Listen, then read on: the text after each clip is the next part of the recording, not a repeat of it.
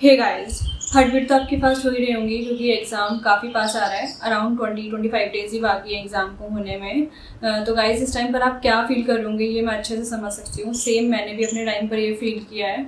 इस टाइम पर बस ये लगता है कि यार सिलेबस में ये भी कंप्लीट नहीं है, ये भी रहता है, ये भी रहता है, यही चीज़ें मन में आ रही होती हैं और घबराहट बहुत ज़्यादा होती है। तो गाइस, आपको ना ये सब नहीं सोचना है। बस आपको ना एक बार डेली सोने से पहले एक बार ये ज़रूर सोचना है कि जो भी आपने आज पूरे दिन में किया है ना, वो डायरेक्टली आपके एग्ज़ाम में आपके मार्क्स में कितना बूस्ट देने वाला है। क्योंकि गाइस, जब हम पढ़ रहे होते हैं ना, तो हम कहीं ना कहीं ये लगा लीजिए पढ़ते पढ़ते खो जाते हैं कि हमें पता नहीं चलता है कि हम क्या पढ़ रहे हैं और हमें क्या पढ़ना चाहिए। अगर आप क्लियरली अपने मॉक्स को देख के या फिर आप अगर प्रीवियस ईयर पेपर्स देखेंगे उनको देख के आप क्लियरली समझ जाएंगे कि आपको बस इतना करना है कि जो भी आपके टॉपिक वीक पढ़ रहे हैं, अभी आपको जो क्लियरली याद नहीं हो रहे हैं, आपको उनको रिवाइज करते हुए ही आगे बढ़ना है।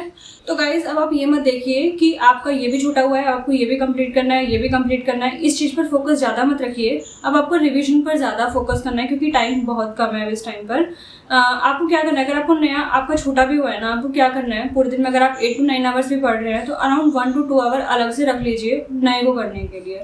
और पूरा टाइम आपको ओनली रिवीजन को ही डिनोट करना है। आपको अभी नए पर ज़्यादा फोकस नहीं करना है।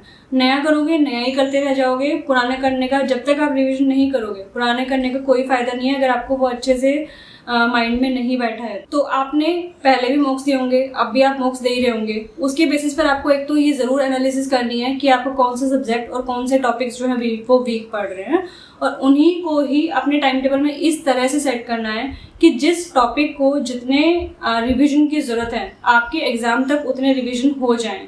क्योंकि हमें पता होता है हमारे कौन से वीक हैं टॉपिक्स, बट कहीं ना कहीं एग्ज़ाम पास आ जाता है, एग्ज़ाम का दिन आ जाता है, लेकिन हमारा वो रिवीजन नहीं होता है। तो गाइज, आपको देख लेना है, अगर आपको किसी पर्टिकुलर टॉपिक को 2 बार रिवीजन की ज़रूरत है तो उसे टाइम टेबल में बना लीजिए कि यस, मैं हर 10 दिन में उसको एक बार रिवीजन दूंगा, इस दिन और इस दिन दूंगा। अगर 4 बार ज़रूरत है तो वीक में बना लीजिए कि यस, मुझे वीकली वेडनेसडे, थर्सडे, जो भी आपको दिन सेलेक्ट करना है उस पर्टिकुलर टॉपिक के लिए एक जगह नोट डाउन कर लीजिए कि ये टॉपिक आपको इस दिन हर वीक रिवाइज करना ही करना है।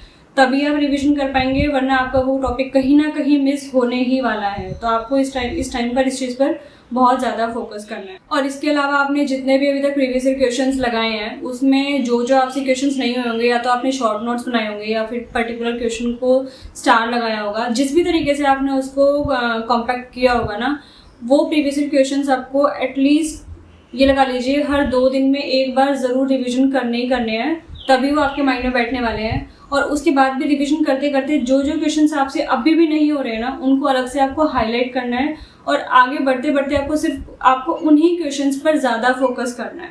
इसके अलावा न्यूमेरिकल्स में अगर आपसे सारे फॉर्मूले आपके टिप पर नहीं हैं तो एटलीस्ट जो न्यूमेरिकल्स प्रीवियस ईयर क्वेश्चंस में आए हुए हैं उनके फॉर्मूले एक जगह लिख के उनको डेली बेसिस पर रिवीजन देना शुरू कर दो। ये बहुत ज़रूरी है, क्योंकि होता क्या है ना, अगर आपको एक पर्टिकुलर फॉर्मूला अगर आप भूल गए ना, आप उसका बेसिक क्वेश्चन भी नहीं लगा पाएंगे, और जो कि सबने लगाया होगा और आप वहाँ 1 मार्क्स से उससे पीछे रह जाने वाले हैं।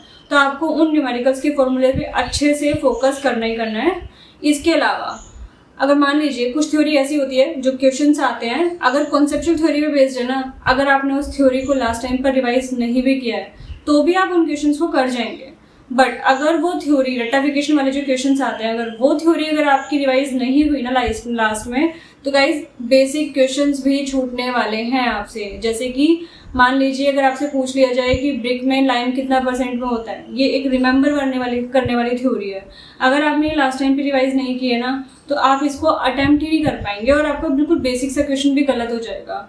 तो इस तरह की थ्योरी लास्ट में रिवाइज करना बहुत बहुत ज़्यादा ज़रूरी है। इस चीज़ का खास ध्यान रखो। तो गाइस, इस टाइम पर आप बस इतना कर लीजिए बचे हुए टाइम में। यही वो चीज़ें हैं जो कि सबसे इम्पोर्टेंट है इस टाइम पे करना। और गाइस, इस टाइम पर ना सब कुछ भूल जाइए, बस खाना, सोना और पढ़ना, ये 3 चीज़ें ध्यान रखिए। इसके अलावा आपको अभी कुछ नहीं सोचना है। ये तो बिल्कुल नहीं सोचना है कि अभी एग्जाम के दिन क्या होने वाला है क्या नहीं, क्योंकि इससे सिर्फ आपकी हार्ट बीट तेज़ होने वाली है और कुछ भी नहीं होने वाला है। हार्ट बीट तेज़ होंगी, अभी आप सही से फोकस नहीं कर पाओगे कि आपको क्या करना चाहिए। तो गाइज, आपको इन चीज़ों के बारे में कुछ भी बिल्कुल भी नहीं सोचना है। बस अपने माइंड को ना फुल रखिए इन चीज़ों से कि आपको पर्टिकुलर डे पे क्या पढ़ना है, आपका कितना कंप्लीट हो रहा है, जितना आपने सोचा था उतना कंप्लीट हो रहा है कि नहीं हो रहा है, और जिस तरीके से आप पढ़ रहे हैं उस तरीके से आपका एग्जाम के दिन तक रिवीजन हो जाएगा कि नहीं। बस इन चीज़ों की टेंशन लेनी है आपको, इसके अलावा भी आपको कोई टेंशन नहीं लेनी है। तो गाइज कंसिस्टेंट रहिए, मेरा बस यही कहना है। All the best guys.